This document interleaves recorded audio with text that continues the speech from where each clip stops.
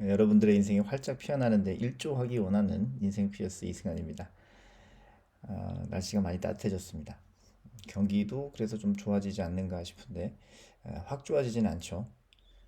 겨울이 끝나고 봄이 오면서 다들 날씨가 많이 따뜻해졌네. 그리고 뭐 이제 더 이상 추위는 없겠지라는 말과 함께 한마디 더 붙이죠.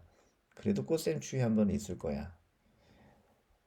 주식시장이나 경기도 비슷하지 않을까 싶습니다. 어느 정도 좋아진 것 같다 싶지만 또 그게 아주 좋아진 게 아니고 조금 더 지난 추이를 털고 가는 그런 꽃샘추위처럼 증시 상승이 좀 이루어지는 것 같다가도 조금 멈칫하고 이런 일이 있는 것 같습니다.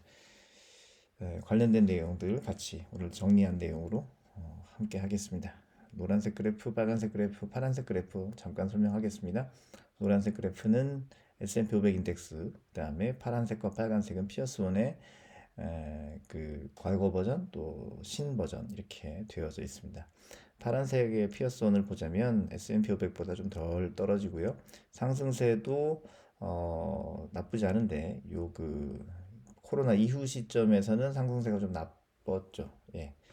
그리고 빨간색은 그 부분을 좀 보완해서 피어스 원 내 초기 모델처럼 하락세가 유사하지만 상승세는 조금 더 높을 수 있는 구조를 만들어 놓았습니다. 이런 비율로 같이 잘들 투자하시면 좋을 것 같고요.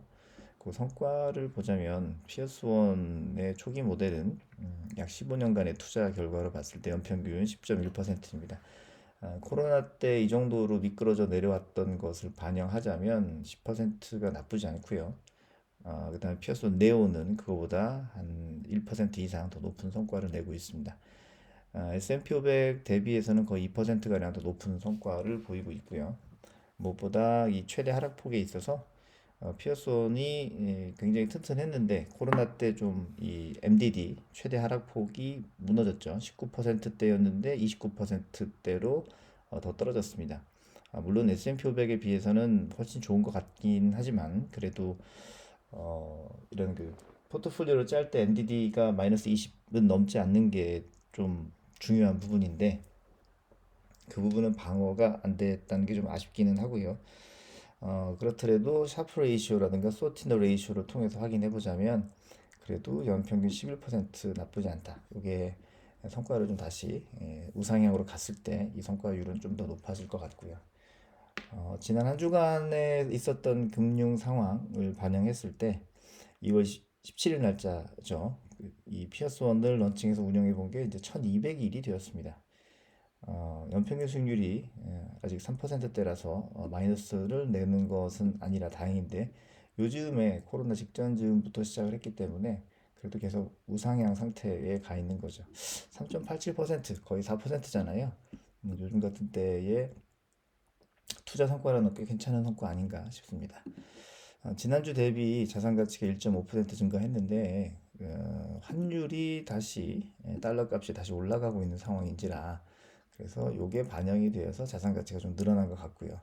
반면 지난주에 이제 인덱스들 수치들을 보자면 다우존스가 0.13%, S&P 500이 0.28% 하락하고 나스닥은 아주 작지만 그래도 상승세인 0.59%를 유지를 하고 있습니다. 그래서 환율과 뭐 다른 내용들에 대해서 수익을 좀 가져왔기 때문에 연평균 수익률이 올라가고 지난주 대비 자산 가치가 1.5% 상승하지 않았는가 싶습니다. 경기 내용들 한번 더 정리해서 보자면 1월에 미국 소비자 물가 상승률은 이제 연간 및 월간 CPI와 헤드라인 CPI 모두 상승하면서 시장 예상치를 상회해 주었어요. 물가가 상회했죠. 네, 뭐 상회해 주었다라는 표현이 적절치 않은 것도 같네요. 기대 수치가 아니었으니까. 그래서 예상치보다 물가가 더 많이 올라갔죠. 그런데 일부 전문가들은 인플레이션이 단기간에 연준이 원하는 수준까지 도달하기는 어렵겠지만 뭐 앞으로 몇 달 동안 CPI 소비자 물가죠. CPI 상승률이 물가 상승률이 둔화될 것으로 예상하고 있습니다. 연준 관계자들은 추가 금리 인상을 강조하고 있지만은 일부는 뭐 연방 기금 금리가 당초 예상보다 더 높은 수준으로 인상될 수 있다는 부분도 시사하고 있죠. 반면에 하커 필라델피아 연방은행 총재는 인플레이션 압력이 약화되면서 연준이 충분히 제한된 수준의 금리에 근접하고 있고 내년부터 금리 인하가 시작될 수 있다라고 생각하고 하고 있습니다. 1월 소매 판매는 전월 대비 3.0%나 증가했죠. 그래서 전월과 그 예상치를 전월 수치보다 또는 그리고 그 예상 이번 달에 나오는 예상치를 모두 상회해서 물가가 계속 잘 안 잡히는 것 같긴 하다라는 인상을 남겼고요.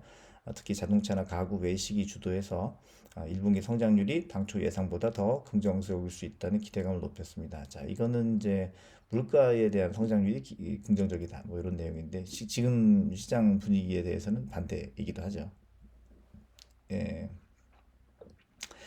자, 그다음에 마지막으로 1월 생산자 물가지수 PPI의 연간 및 월간 상승률이 에너지 가격의 큰 폭 상승에 힘을 입어서 시장 예상치를 상회했습니다. 자, 그래서 에너지 때문에 또 값이 좀 올라갔네요. 연준의 금리 인상은 결국 계속될 것이라는 시사가 되겠죠. 전반적으로 볼 때 단기 및 중기 시장에 대한 전망이 아직 불확실하고요. 인플레이션이 좀 우려되는데 소매 판매는 좀 되지 않겠나 이렇게 생각을 하고 있어요. 많이들 사고 있으니까. 무튼 연준의 지속적인 인플레이션과 싸움이 당초 시장에서 예상했던 것보다 더 높은 수준에서 더 오랜 기간 동안 지속될 수 있다고 생각이 되고요. 뭐 장기적으로, 중기적으로, 뭐 이렇게 그 단기적으로 인플레이션이 어느 정도로 정리가 될 것 같으냐 이런 조사, 프레드, FRED, FRED, 프레드에서의 차트를 보자면 뭐 장기로 5년 정도로 봤을 때 한 2% 중반 정도 금리가 되겠다라고 이제 높게 보는 편이에요. 그래서 한번 올라간 이 금리가 쉽게 떨어지지 않겠다라는 생각들이 많이 깔려 있기 때문에 단기나 중기적으로는 좀 내려간다 하더라도 실제로 거의 뭐 1% 수준까지 1%대의 금리까지 가는 데는 거의 뭐 5년 정도 걸릴 수도 있지 않을까 싶은 생각이고요.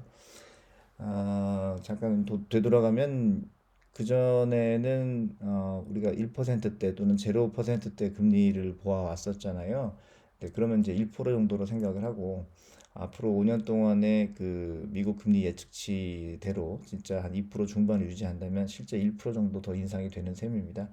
물가가 1%씩 해마다 더 증가한다는 것은 굉장히 우리 삶에 생활에 녹록지 않을 수 있다. 주거 비용, 모든 비용이 다 1%씩 날아가 버리는 거죠. 그래서 있는 분들은 어떨지 모르겠지만 미국에서도 서민들은 생활이 점점 더 어려워지지 않을까 이런 걱정이 좀 있기는 합니다. 이런 어려움들이 어떤 산업 내에서 혁신을 요구하는 상황이 될 것 같고요. 또 그러다 보면은 이 투자의 세계에서는 어떤 브레이크스루라고 하죠. 이렇게 돌파점, 뭐 극복 이런 것들이 나오면서 산업을 주도해서 또 좋은 성과로 또는 투자 성과로 또 금융 성과로 이어질 수도 있지 않을까 기대해 봅니다. 아, 전망할 수 없는 상황에서 그래도 계속 시장을 돌파해 나갔던 사람들의 이런 그 산업계의 노력들이 음, 우리가 모르는 사이에 굉장히 좋은 성과로 만들어지지 않을까 이런 희망과 기회를 준비해야겠죠. 그래서 꾸준한 인덱스 투자가 역시 제일 좋은 것 같고요. 어떻게 보면 지루하죠. 지루할 수 있는데 그래도 원래 당연한 건 지루합니다.